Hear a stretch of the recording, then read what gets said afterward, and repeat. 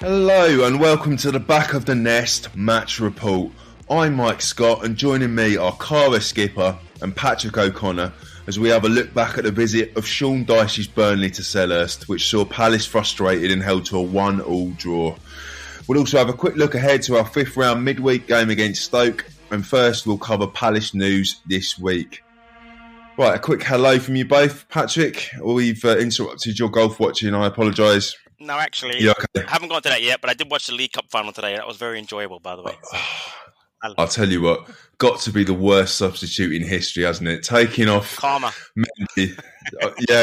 Taking off Mendy, who I thought was the player of the game. Absolutely agree. Kepa, who's had previous, then the way he acted between the penalties, and then was it worse than Hennessy's penalty? It wasn't worse, but again, the whole thing of him 3 years ago, whatever it was, with the whole thing of Man City, and then Mendy's played so well. Why would you take him off? And you're right, Mike, he played so well. The save against Mane was one of the best I've ever seen in my life. What a save that was. Brilliant. Ridiculous. Ridiculous. I got no particular skin in the game, but it was great to see him miss that. Caragh, how you doing? I'm good. I, by contrast, was at the beach all day today, so that was nice. No football in sight, unfortunately. But no clouds in sight. No what? No clouds in sight. No clouds in sight. That's right. It was absolutely stunning. It was great. It's a beautiful part of the world, I tell you. That's why I moved down here. It's just pretty annoying getting to Selhurst. Right, Palace news this week. Keep it short and sweet. Today, at the day of recording, Sunderland women 0, Palace women 1. Long trip up there. If I remember rightly, I think this is a rescheduled game after a frozen pitch. Molly May Sharp with the winner on the hour. Absolutely excellent. Good to see. So close to being second in the league. Just 2 points behind Bristol City in second. Separates Bristol and Palace in fifth.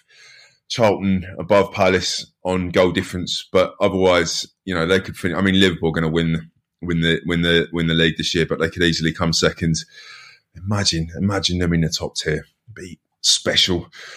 And otherwise, it wasn't broadcast, so we can't really comment on it. But the under-18s game before the first team game on Saturday, it was Norwich 0, Palace 1, with Victor Akinwale scoring the winner. Excellent stuff. They carry on climbing up the league, doing well in third at the moment, above Chelsea, a game in hand above West Ham. So it's possible, if results go their way, that Palace could actually be top next game, or certainly by the time they've played 18. So it's very good times for those under 18s. And that's all we've got for this week, unless either of you would like to add anything else. No, that's good.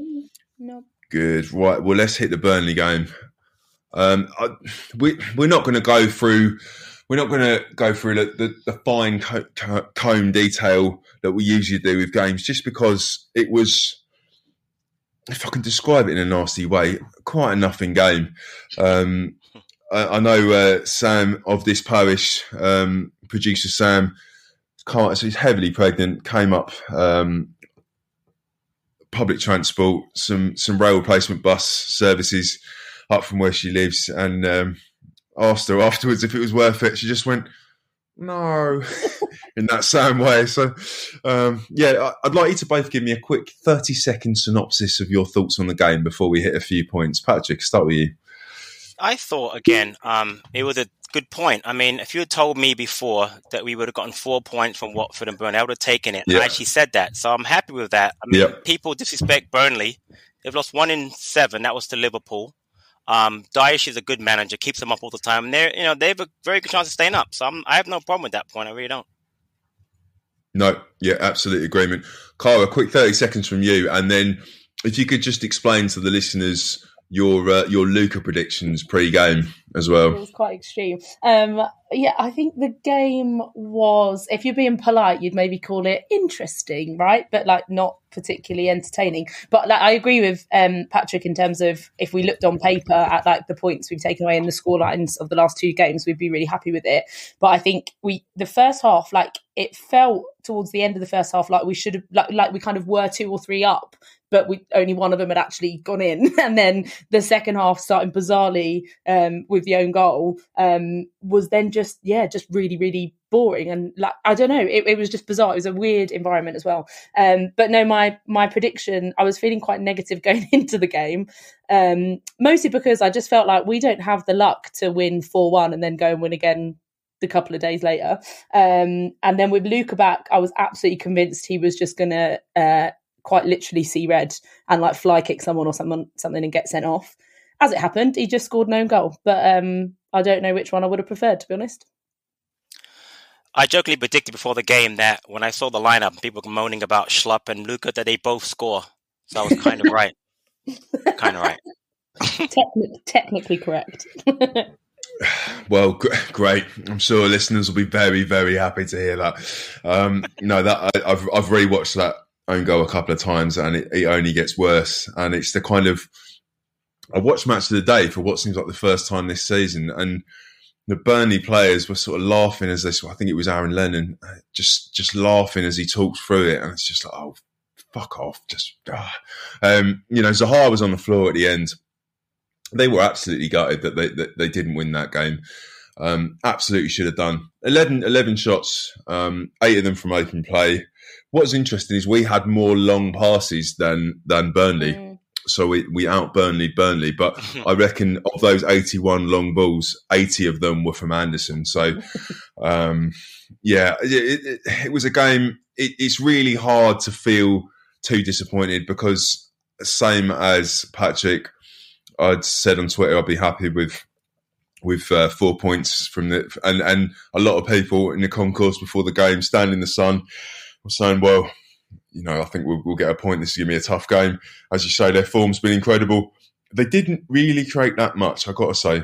I thought we did pretty well at keeping them at arm's length a lot of the time. It's just that 10-minute period in the second half where they looked really threatening, where they scored the goal that was offsides. That's when their fans let off a firework thing. What's the word I'm looking for?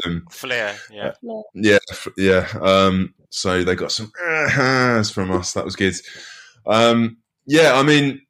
There's not a great deal to say. I think the frustrating one for this one, I think, is the so many potential chances we had.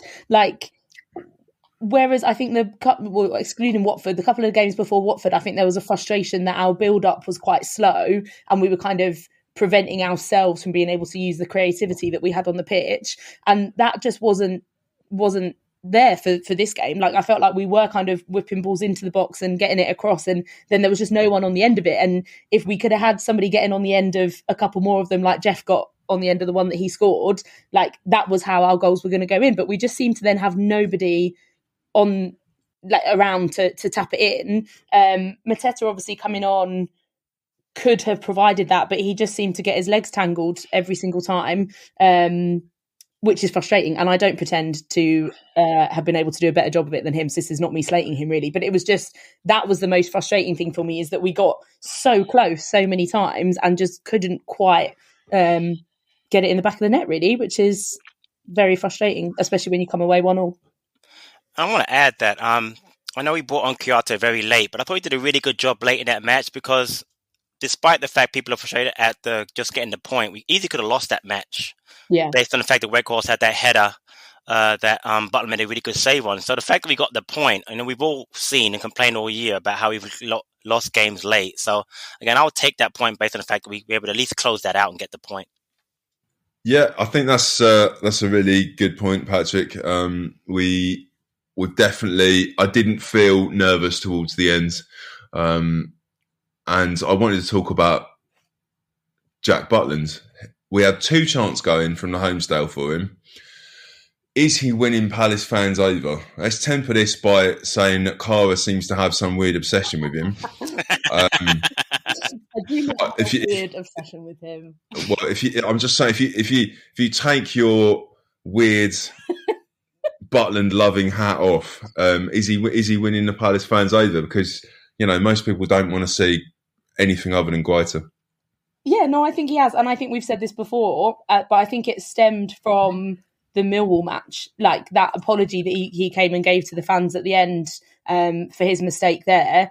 And I think since we've seen his reaction to the fans when, you know, we're absolutely jumping, and when he can see what a performance means to us. There was a lovely moment at the Watford game just after our fourth goal, where he kind of looked back at the fans and like did his kind of celebration at the fans, but then just stood there for a moment with like this grin on his face looking up at us, and you could see that he was just soaking in like what this meant to us and that it kind of meant something to him. So I think he's given us that connection that obviously like all fans love, and I think he's really showing that he's working hard and he's getting better. Like that save that Patrick mentioned before was absolutely brilliant and was a kind of almost Gator-esque save. I think the one thing that I would say is that the kind of defensive mistakes that are happening, I wonder if a few of them are a kind of lack of either confidence or certainty between the back four and Buckland. So like the goal that we conceded at was it Watford, where he just got basically completely penned in and like couldn't get anywhere near it. Right. And then I felt like also Luca's kind of own goal was that because he didn't know, was Jack Buckland not shouting that he had it covered. Obviously it all happens very quick, so I'm not kind of asking for miracles, but I just feel like there's maybe that's the bit of his game between him and the back four that needs to improve, because they don't quite seem to be one defence yet, I think. Yeah, interesting. Buckland's interesting for me. Now, as far as I'm concerned, we've only really had two top quality Premier League keepers. First off, it being Speroni, and then for me, Guaita. In between, we had people like, you know, McCarthy, Hennessy. But I have to admit, Buckland's kind of growing on me. The Millwall mistake irked me at the time. He did a great job of bouncing back, him and the team, and getting that win, obviously. I always worry a little bit when the balls are played back to him, but he really has come up with some. I always talk about with D on the player ratings. He makes the saves he has to make. You know, unfortunately, he has given up 2 own goals, not his fault, you know, Brighton and yesterday. But honestly, I think he's starting to be a really good, you know, backup to the point where you have to kind of think at some point, is he going to challenge Guaita for the number one job? But I think he's done a really good job so far. Honestly, he's starting to grow on me for sure. Yeah, I kind of agree. I think it's just the way that Vieira likes the ball to go back to the keeper, right, then go out to Anderson. I just don't think he's in the same league as Guaita. Agree. But he does take his own goal kicks. Yeah, good point. Yeah, that's true. There's only really one other thing I wanted to bring up about the game, and then we've got some listener comments. So we had 11 shots. 7 of them came from Elise and Zaha combined. Obviously, Schlupp with 1 for the goal. Mateta didn't manage to get one in at all. Are we relying on those from the left cutbacks from those 2 now? Because the amount of goals that have gone in far post, is that becoming too much of a thing, or am I reading too much into it, or am I being harsh? Honestly, I'm liking the link-up play between the 2 of them. Really, nothing wrong with it. Yeah, nothing wrong with it. Yeah, I think it's been great. As far as your comment about relying on it too much, I think it kind of worked for us. Honestly, there was a ball that was played in yesterday by, I'm going to say, Elise, that Mateta didn't even move for, and like my comment was that people talk about how they quote unquote easy the Schlupp goal was, but honestly, strikers don't necessarily get their foot on the end of that. So I think that we're not really relying on it. We're getting more shots. I mean, what was it? The Brentford game, we had no shots at all, 4 matches ago? Mm-hmm. Now we're getting 11 and 12 shots on net. I mean, it's going to come. I mean, eventually when Edouard gets back in line, which is going to happen for me very soon, I think we'll start to see a lot more shots and hopefully a lot more shots go in. Well, I mean, you're pretty much echoing what Vieira said post-match when he was asked about the performance the last couple of games. He said, well, I don't really care about the last couple of games. I care about the progression of the season. Yep.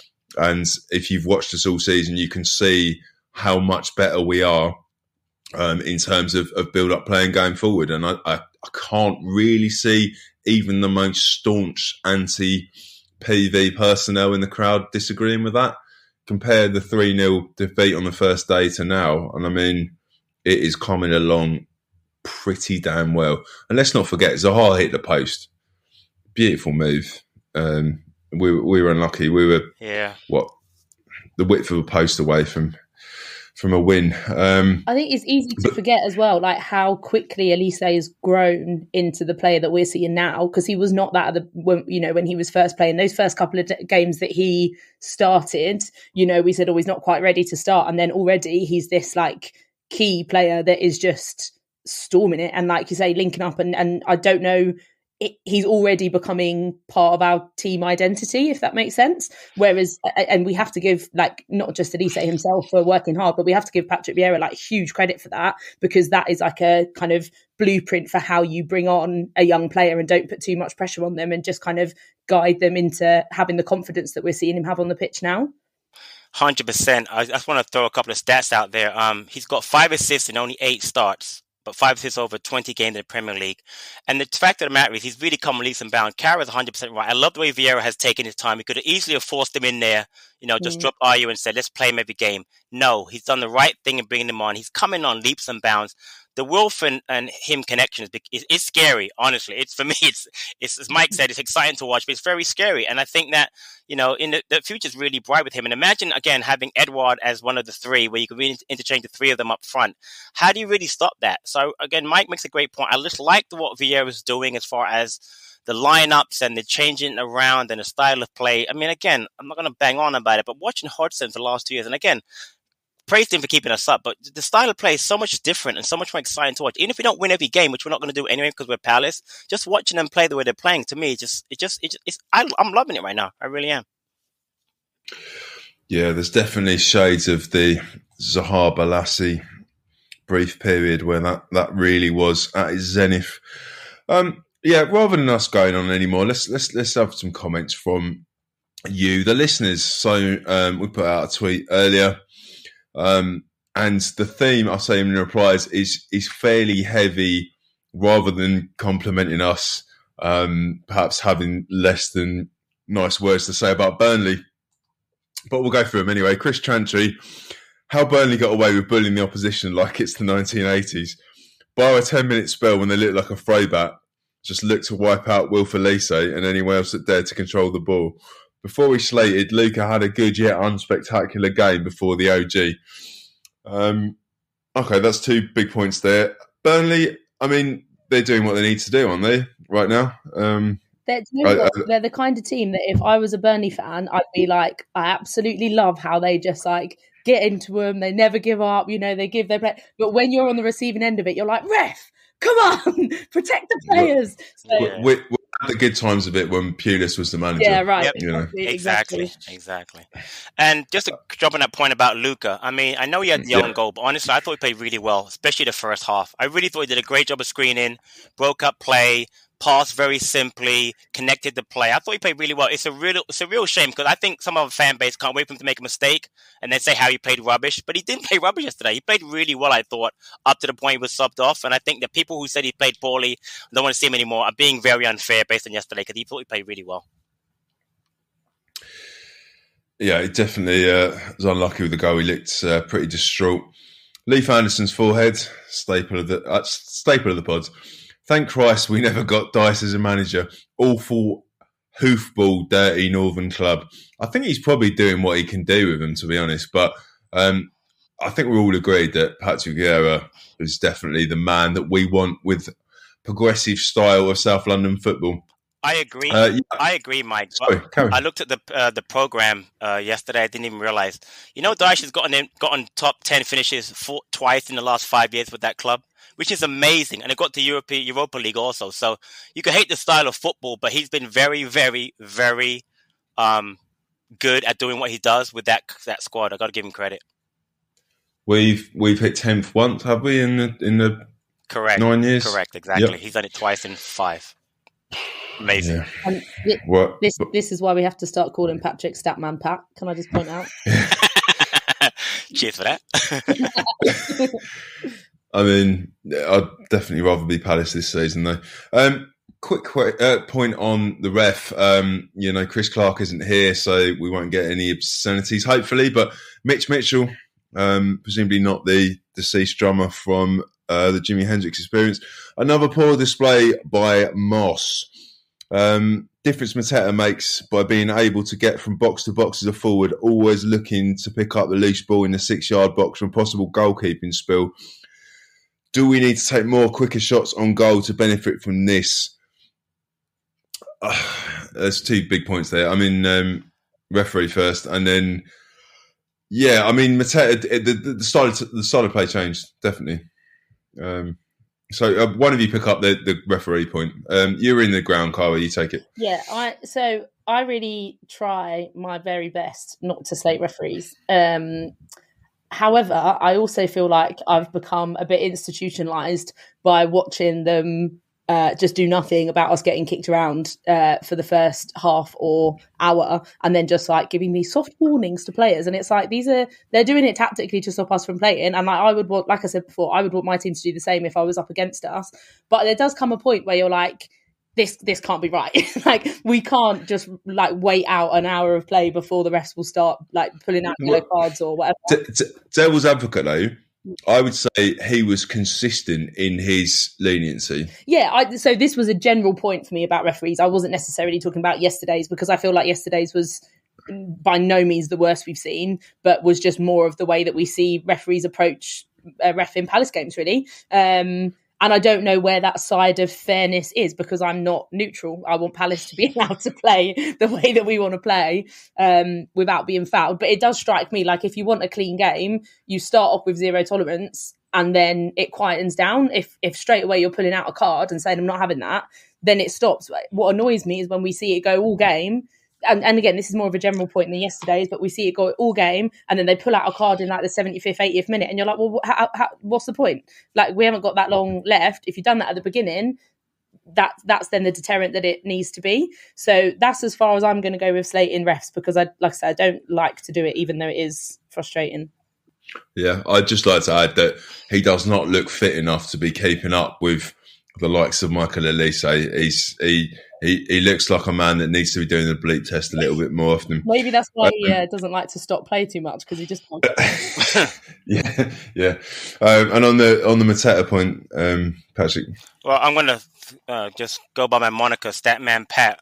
Real quick, they had 16 fouls, but we only had 5. John Moss is a terrible referee. End of. So that's my thing out there. As far as Mateta, I agree. I think his movement is very, very good. Quicker shots, I'm not really sure. I thought Elise took a couple of quick shots. So did Wilf. Both times, obviously, Mateta wasn't on the pitch at that time. But I think we will benefit from spills by the keeper, because of the 3 strikers, I think out of Benteke, Edouard, and Mateta, he's probably the best quote-unquote poacher, meaning he's the one that's going to be around the box more for spills. So yeah. I like that. I like that idea a lot. Yeah.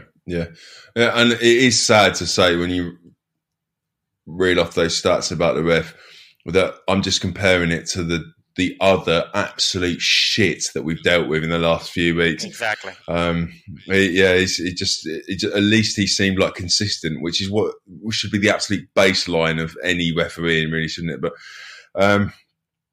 right, from Stephen Barton, did we only get a point against the team battling relegation, or did we get a decent draw against a team that just beat Spurs and thrashed Brighton? Yeah, I mean, they're on form. They're on form. And you could see why that system would beat teams. Absolutely, definitely. Are people being too harsh? Yeah, I think Patrick's summed it up really well throughout this show, really, at different times. I think it was a kind of game where if at the end of it we'd nicked a winner, we would feel like that was a fair result and Burnley probably couldn't complain. But right. By the same token, if Burnley had nicked a winner, they would probably say that was fair and we couldn't really complain. So I just feel like it was quite an even game. And I think with like, yes, okay, they are battling relegation, but that doesn't represent their recent form. And, you know, we are not a massively consistent team. So I think it was a matching of a team that's not massively consistent and a team that's on good form trying to save their skin. And I think that's probably what it looked like as a game. And Mike, they have 3 games in hand over us. If they win the 3 games, they have the same amount of points that we have. So there's that also. Exactly. Yeah, very, very, very true. Very, very true. I cannot see them going down.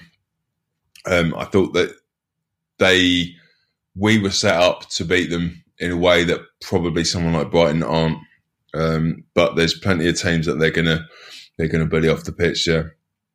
let's finish with a comment from Andy Coleman, and it's one of those ones that comes up now and again, and you could spend a whole pod talking about it, which we're absolutely not going to do. We are now so close to being a very good team, top 10 possible, top 6. I mean, top 6. Come on now, Andy. Come on.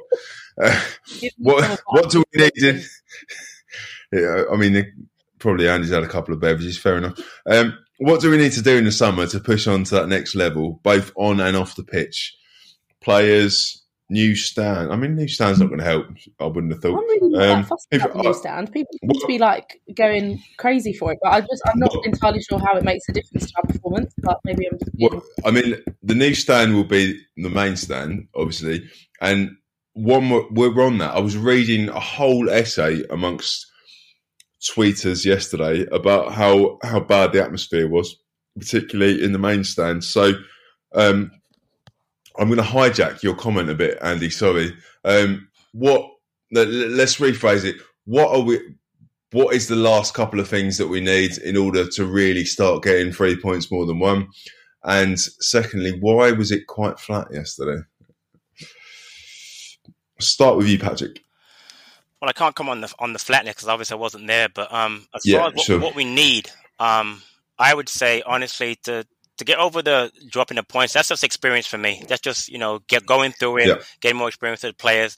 I think we need to add a few players. I think we need a new right back. We need a new a centre half that can ball play, possibly another goalkeeper, and a midfielder, a defensive midfielder, if Kouyaté and Luka are gone next season, we need someone that's younger. But that aside, honestly, I think we're on the right track. I mean, we've got 6, 7 new players this season. We're bound to add 4 or 5 again next year. I think we're on the right track.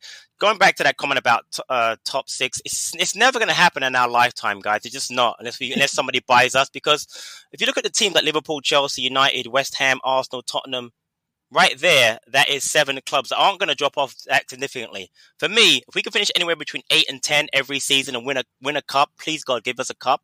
I'll take that. But we're not going to finish top 6. We just don't have the finances or the ability to do that. It's just too difficult. It's 8th to be in the European Conference thing, right? No, it's actually, I looked up there. It's actually 7th. Right. Because the way it works is it's actually top 4 get Champions League, the next 2 get Europa. FA Cup winner gets Europa, and actually company goes to the winner of the League Cup. But again, today, because Liverpool or Chelsea would have won it, and they're going to qualify anyway, it goes to the 7th place team. So that's the best we can ask for is 7th. But that's, again, even that, Mike, it's so difficult to get to. You know what I mean? So League Cup. Let's think League Cup next season. Yeah, or we just stay in the Premier League long enough that law of averages exactly play themselves out.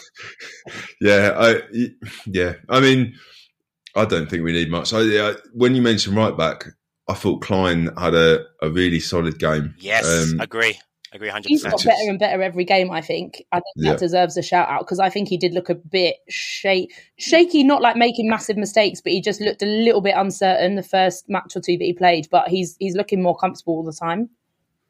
Yeah. Big fan of Kleiny, so I'm not sure if I'm giving a totally objective view, but I think Ward's got... Would you say you have a weird obsession with Klein, Mike?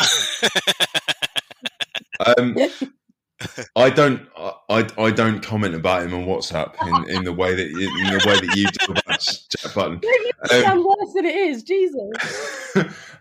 No, I think Wardy's got his work cut out to get back in the team for a little while now, and that's no bad thing. Do you think we'll see him for the FA Cup game against Stoke?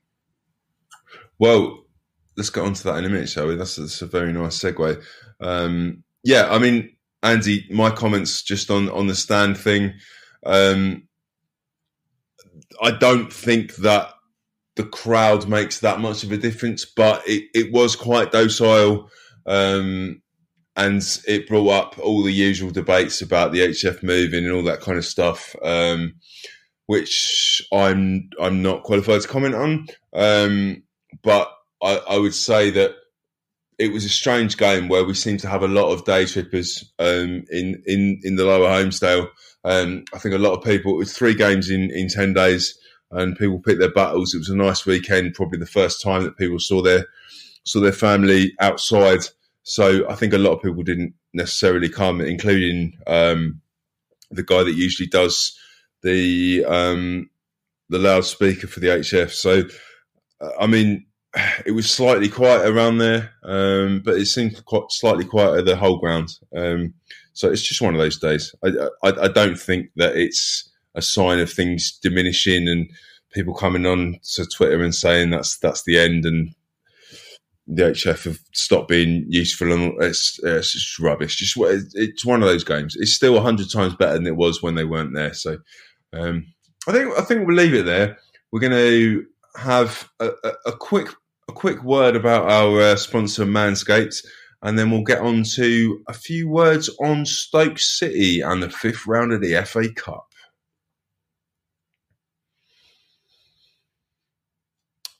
Okay, so hopefully you're feeling cleaner. You've ordered yourself some Manscaped stuff. It's all good. Let's talk 5th round of the FA Cup. Let's talk about actually having won a couple of FA Cup games, and we're actually in the last 16 of the FA Cup. So Stoke City, Tuesday night, 7:30 kickoff. It's on TV, but obviously you can't be there, Patrick, because you're several thousand miles away. Caragh and myself are there.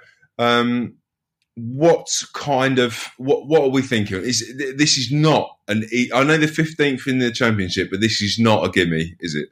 No, not Patrick. Start with you. No, not at all. I mean, they're 15th. They've not won they've lost I think 4 straight matches, but they've got nothing to play for. They're not going down. They're not going up. So I expect a full strength side from them, and it's Stoke. They're gonna be difficult. Championship side is always difficult. As far as the lineup for us, I'm assuming he's gonna go a lot with the players that have played in the Cup before, so I expect Buckland to start. Eze's been playing in the Cup a lot, but apart from that, I think he'll go as strong as he possibly can. I know we got Wolves at the weekend, but that Wolves game doesn't mean as much to us as it does to Wolves. So he's going to go out. He's shown he wants to win. At least do well in the Cup and advance. So I'd expect to see the same back four basically, unless Wardy is healthy, and then maybe he'll change the midfield around a little bit. I don't expect to see Luca play again, so probably Hughes, Macca, and Gallagher, and then up front. I'd be shocked if you don't see Edouard back with probably Wilfred or Lise. But again, it could be Mateta with Edouard and Wilf. So we'll see. But I think it's been a very strong lineup come this Tuesday. I mean, how much of that is what you expect and how much of that is what you want? A bit of both, I think. I think that, unlike other managers, I think that Vieira's taken it pretty seriously.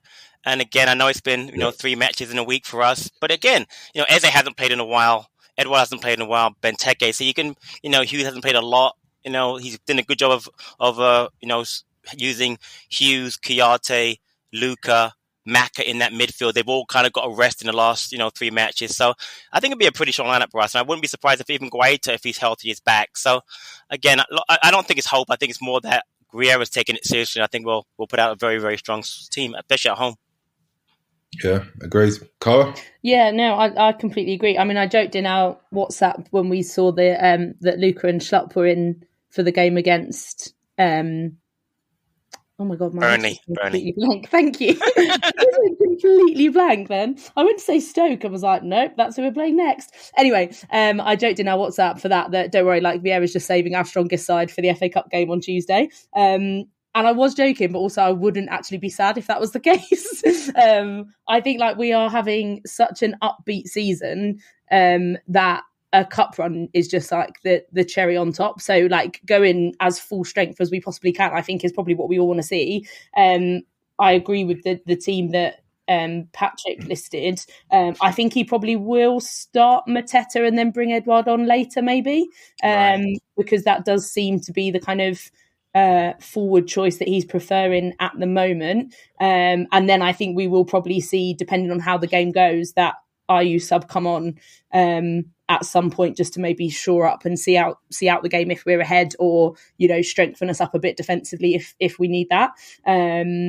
But yeah, I just can't wait. I'm very excited, and I think I'm going to be very, very nervous, like it's a kind of semi-final or something when we get there, because we all just want to see a really good cup run, don't we? Oh, Dutch courage, straight from work, 7:30 kickoff, you'll be fine. I didn't think far enough ahead to get a Stoke City fan involved in this, because that probably would have helped. And I've only just thought about it now as I say this, but I have looked up their form guides. So in the last month, lost to Coventry, drew with Huddersfield, in the FA Cup, obviously knocked out Wigan. Then they absolutely caned Swansea. 2-2 draw at home with Nottingham Forest, impressive. Then, away at Forest. Then a 2-2 home draw against Birmingham City. Losing at home to Luton, and then yesterday at the time recording, losing at Bournemouth, which is what most Championship sides have done. But the one thing that sticks out, 3 consecutive games, the opposition ended up with a red card. So we're going to get more of the same from what Burnley gave from Stoke. You know, they're going to be pushing. They're obviously going for the fouls, and you know that's the Stoke way it was when they were in the Premier League. And we've always had trouble beating Stoke. So I'd love to see Eze play, but I think we need some grit in there as well. Interesting. They have a couple of interesting Palace links, Mike. And if you looked at their squad, Josh Maggio is in their squad. He used to be a Palace academy player. They've got obviously DiMaggio, Wright Phillips, Ian Wright's grandson, and they have so that'll be interesting to see if those two actually play. But again, interesting to see how that the links are with between them, us and Palace. It just blows my mind that grandson. Ian Wright has a professional grandson. Absolutely ridiculous. Right, we're gonna end the show with a few forward reviews from everyone. So we'll read them out. We'll go one at a time. We'll start with you, Patrick. If you read out the first one from Thomas, and then Caragh. Thomas Lopez at CPFC 703. Luca hurt my soul. I mean, there was a lot of comments and a lot on Luca, so I sprinkled them into the show doc. Yeah, I mean, definitely Luca divided opinion. That's no question. Caragh. Dave at D Grinham, I'm going to say 84, must be more clinical. Yeah, I mean, fair enough. Danielson at that man Diassi, getting sick of draws. I think that the draws are a sign of if we turn them into wins. I respect the point, Danielson. That's what I'm saying to you. Dan H at producer Dan _ never play Luca again. Why am I getting all the Luca hate? Wow. That's harsh. I'm sorry. That's harsh. Wow. This was unplanned, but I'm liking it. You're not just doing a quick switch round, are you, Mike, to make sure all the other Luca ones go to Patrick? No, I'm not. I promise. I could have done. There could have been nothing but Luca comments. In fairness, yeah, true. Daisy at Daisy J Hollands. We should have won. I mean, fair enough, Daisy. John at I deserve a beer. How did you manage to get that Twitter handle? Amazing. Not respecting the point. Okay, after me saying respecting the point, not respecting the point. I mean, I can see that. I can totally see that. It's frustrating that Burnley didn't deserve that. Yeah, fair enough, John. Fair enough. London Eagle at _world_ city. It's squeaky bum time. Is it though? Is it? No. Come on now. What?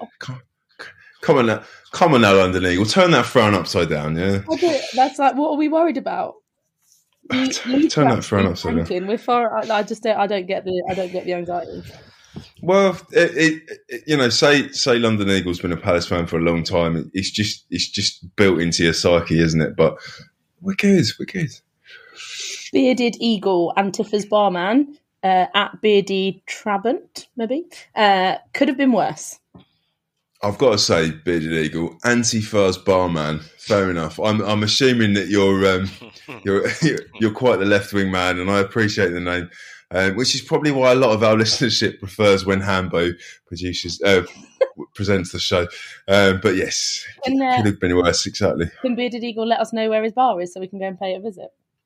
Yeah, absolutely. Yeah, tell us what, especially if you're willing to offer some price drinks. Mike Deacon, another point nearer safety. Exactly. You see, London Eagle, another point nearer safety. I mean, realistically, 36 keep you up?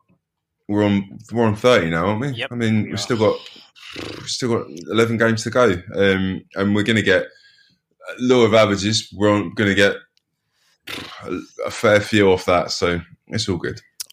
Jeff Masterson at JP Masterson 7. We are Burnley's level. So again, as I said before, if they win their 3 games in hand, we'd both be on 30 points. So you're right, Jeff. And I guess by that, Jeff saying, they've been in the Premier League a fairly long time, as we have. Both teams should be respecting each other, and anyone that thought we'd go in there and just steamroll them just because they happen to have had a load of games cancelled because of COVID. Holmesdale Gent at Holmesdale Gent. Tepid performance, cost points. Tepid's not a bad description of the game, but I think a lot of that was like we really could have easily lost that game as well. So it depends. Like, you can look at it both ways and say good that we came out of it holding on to the point, and then there will be equal amount of people that say, "Oh, we should have got the 3." It's just just one of them games. Yeah, and let's finish with Daniel Skipsey. More draws than IKEA. Good one. Yeah, I mean, a crazy amount of draws, but I think the same amount as Brighton. So it is. Both have 12. Yeah. Yep. Yeah. Amazingly, we're not out there with way more draws than everyone else. We're gonna leave it as a short pod there because I mean the fact that those last couple of comments probably sum it up. It wasn't the most exciting game in the world, so we won't keep you for an hour and a half discussing it. But thank you for listening to the show. Thanks in particular to everyone who got in touch. Absolutely tons of you. We do, of course, read them all. We can't use them all, especially the 4-word reviews. But everything we get helps us create the show. It's always appreciated. The preview team will be back with you later in the week to look ahead at the game away against Wolves. And then they'll be reviewing a little bit, hopefully, what will be our safe passage through in the FA Cup. Is that to the last 8? Is the 5th round the last 16? It is. Yeah. Oh, jeez. Oh, that's exciting. Yep. And then as long as we don't draw one of the... No, don't say it. Yeah. As ever, plenty more content for you all from all around our social media accounts and a wealth of live and recorded shows for you on YouTube, including many involving Patrick himself, instant match reactions and a chance to get involved. You can always comment. You can always message DR. He's always looking for more people to vent their frustration or say how great things were. Find us on everything by searching Back of the Nest and subscribe and be merry. Leave us positive reviews in the right places, especially on iTunes. Really helps with the algorithms, allows more people to hear about us, Palace fans, that kind of thing. We don't do this, we don't get paid for it, any of that kind of stuff, so that all helps. But until next time, come on, you Palace. Spring has sprung, and our friends at Manscaped have the best tools for some spring cleaning in your pants. Trust me, your confidence will be blooming like the flowers this upcoming spring. Time to clear out that winter bush and join the other 4 million men who trust Manscaped. Use code BOTN to get 20% off and free shipping at manscaped.com. Mike, I have a question for you. All right, yeah, hit me. Have you ever met someone who finds nose hairs attractive? No, I haven't. I mean, it's possible. It's possible that my nan did, maybe, judging by the length of my granddad's nose hair. But otherwise, no. I mean, it's quite a niche thing. And would you trust anyone that did, really? It would depend on the reasons, I guess. But I think you're probably better safe off heading to Manscaped and getting some trimming products, aren't you? Yeah, I would have thought so. I can tell you that it's actually pretty damn good for it as well. The nose hairs in particular, or all over? Do you know what? All over. I mean, so they say they're the global leaders in below the waist grooming, and their performance package 4.0, which is what they're selling now. It's meant for stuff below the waist, but I've used it for just giving myself a number one rounds when I'm doing my own DIY haircuts as well. So it works. It works everywhere. The weed whacker for the old ears and nose hair. I've heard from older people on the pod, looking at you, Nick Gillard, that it's amazing. And if it manages to sort Nick out, then it's going to sort anyone out, isn't it, really? I just really would love to see the comments that went into researching whether or not they're the global leaders.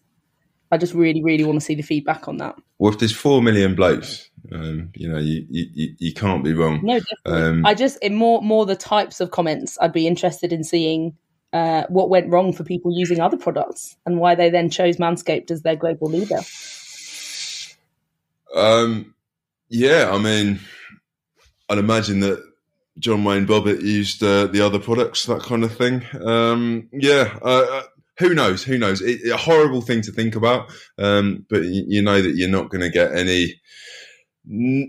any dodgy cuts and nicks and snags using this, and that's the important thing, isn't it? Yeah, no nicks on the balls with Manscaped. Or anywhere. Yeah, absolutely. But one thing I want to talk about, because it's not really mentioned by the others very much, is how good that their aftershave is. So they sent me one, absolutely fell in love with it, and then my son, he was sitting on the toilet playing with it because it was in my bathroom, and then dropped it and smashed it, and I was absolutely gutted. No. But it's okay because I got bought another one for Christmas. But also, my flat smelled of Manscaped cologne for about 6 months as well. So it's worked out pretty well. It is amazing. It smells so good. Like it. One quick spray of it and it's there all day. So that's my tip. But whatever we talked about, all you have to do is use the code BOTN. You get 20% off and you get free shipping, which usually costs a load, from manscaped.com. So yeah, basically, other than smelling and feeling good this spring, what else are you going to get from it, Caragh? Well, I just think it's time to throw out your old hygiene habits and upgrade your life, isn't it, to be blunt? Yeah, and I do need a life upgrade, yeah. Thanks for reminding me. Don't we all?